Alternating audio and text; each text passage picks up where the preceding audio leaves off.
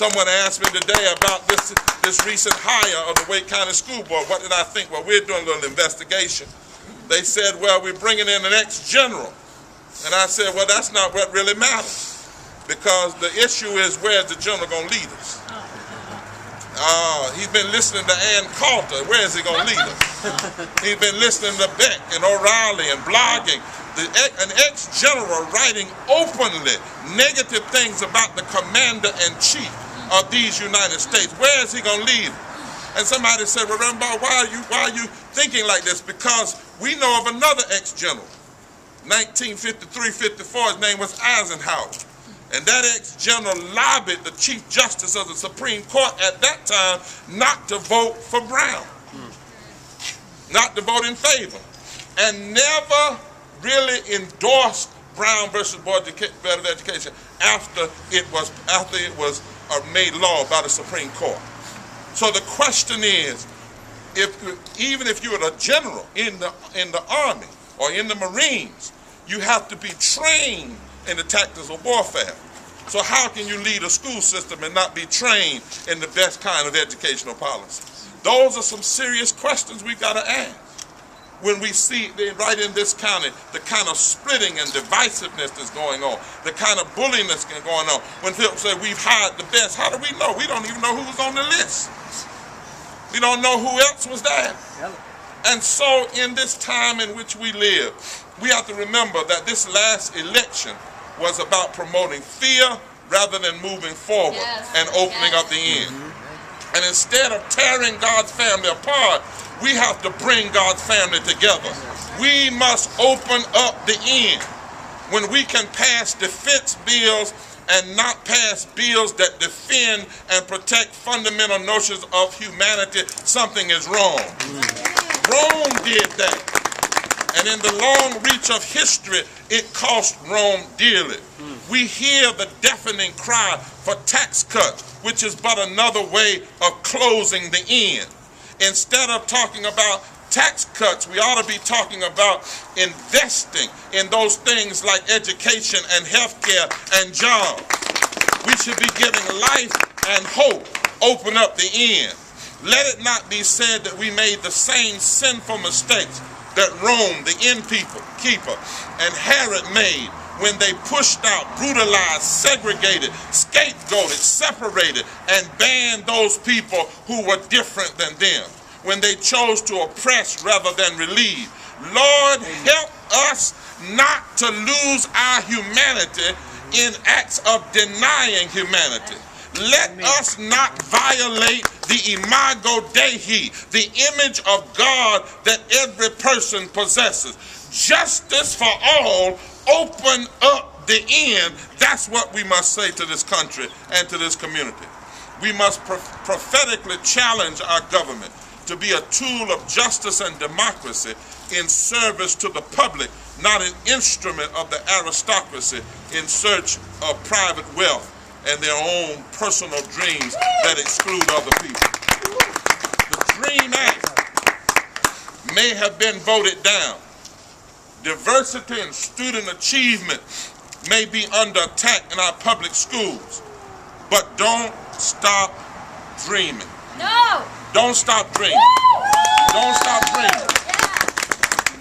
Julian Bond, as I close, the former chair of the NAACP and a SNCC organizer, once shared a story from his grandfather, who was a minister who graduated from Berea College in the 1800s.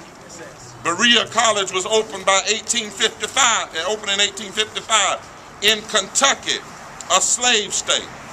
Berea College was opened by abolitionists who believed that the end should be open and that we should never say there is no room. It was shut down by the Civil War, but then it reopened again in 1866. And when it opened in 1866 in a former slave state in Kentucky, it had 96 black students and 91 white students. This was before the passage of the 14th and 15th Amendment. This was before the fusion movement here in North Carolina. They had 96 black students and 91 white students, right in the heart of a former slave state. And Chairman Julian Bond's grandfather went to that school. His grandfather had been a slave.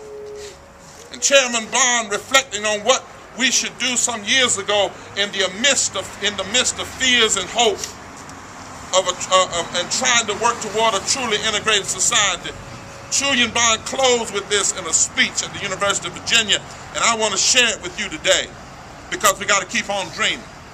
He said, when my grandfather graduated from Berea, Nancy, he was asked to give the commencement address, a former slave.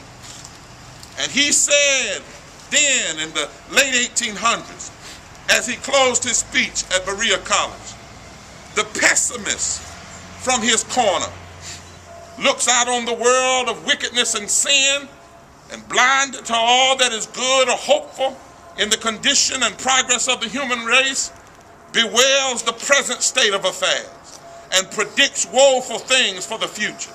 In every cloud, the pessimist beholds a destructive storm. In every flash of lightning, an omen of evil, and in every shadow that falls across his path, a lurking foe. But he forgets that the clouds bring life and hope, that the lightning purifies the atmosphere, that shadow and darkness prepare us for sunshine and growth. That's right. And that hardships and adversity nerve the race as the individual for greater efforts and grander victories. Greater efforts and grander victories should be where we're looking towards now.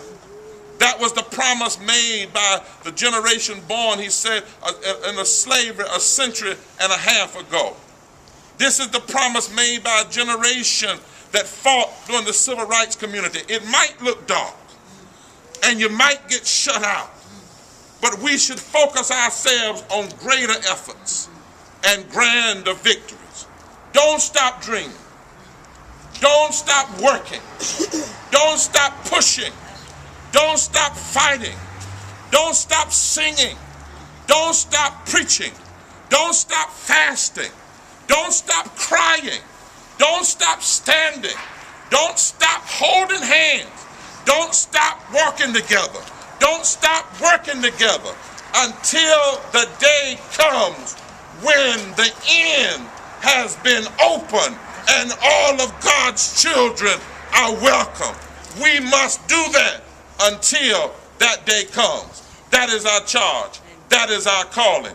Keep on dreaming.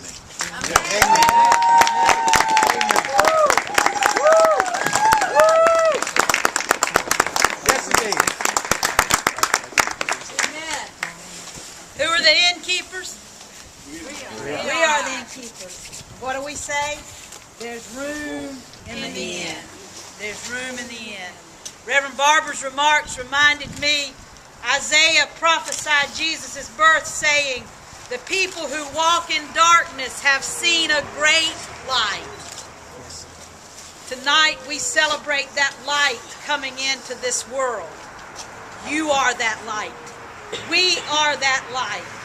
Our dreaming is that light. Mary, come sing for us.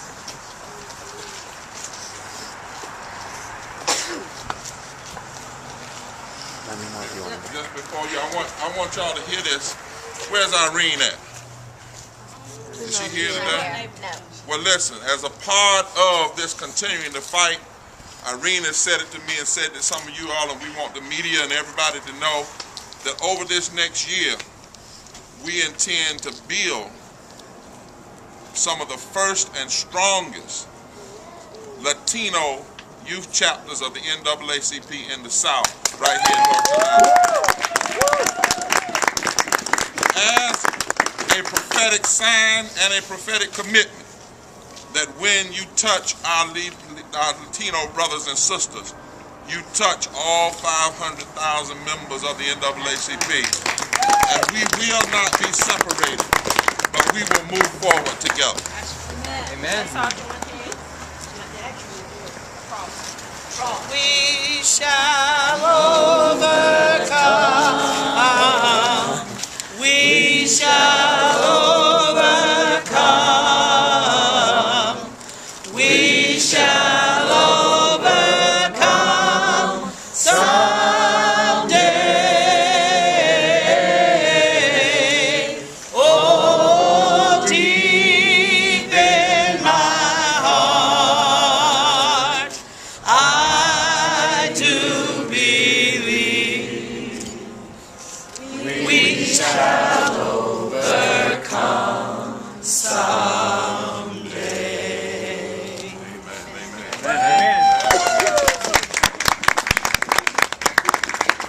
Once again, we thank Reverend Barber for his remarks today and for presenting this. And we also thank every one of you who has been fighting this cause of the North Carolina Dream Team. Dream Team. Raise your hand, Dream Team. Dream Team. Today we give witness to the true meaning of this season. Go in peace. Amen. Amen.